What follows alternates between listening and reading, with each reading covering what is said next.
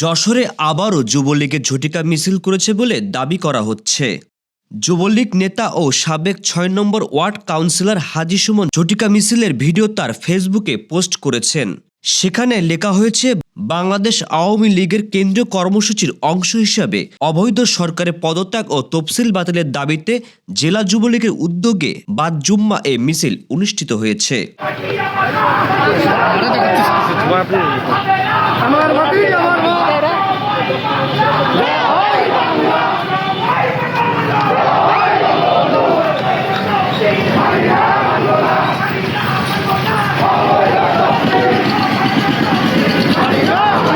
Post করা video দেখা যায়, চুয়াডাঙ্গা বাস স্ট্যান্ড এলাকায় একদল ব্যক্তি মুখে মাস্ক অথবা কাপড় বাঁধা অবস্থায় তারা নানা স্লোগান দিচ্ছেন। অবৈধ সরকার মানি না, মানব না, পাকিস্তানের দালালরা হুঁশিয়ার, সাবধান, আমার মাটি আমার মা, পাকিস্তান হবে না, অবৈধ তফসিল মানি না, মানব না, শেখ হাসিনা আসবে, বাংলাদেশ হাসবে, শেখ হাসিনা সরকার বারবার দরকার স্লোগানের পাশাপাশি তারা নানা স্লোগান দেন।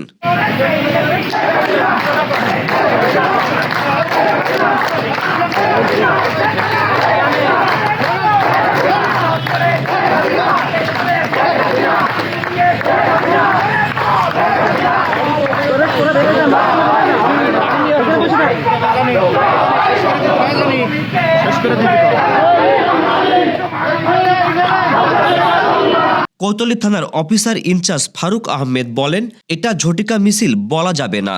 ৭-৮ জন ব্যক্তি এক স্থানে জড়ো হয়ে কয়েকটি স্লোগান দিয়ে পালিয়ে যায়। বিষয়টি নিয়ে পুলিশ খোঁজ খবর নিচ্ছে। ডেস্ক রিপোর্ট, গ্রামের কাগজ।